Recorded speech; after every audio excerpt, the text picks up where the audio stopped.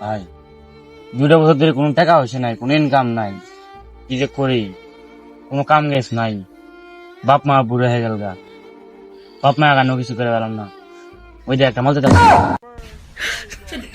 না মানে তুই যদি কিছু টাকা কত দিতি তাহলে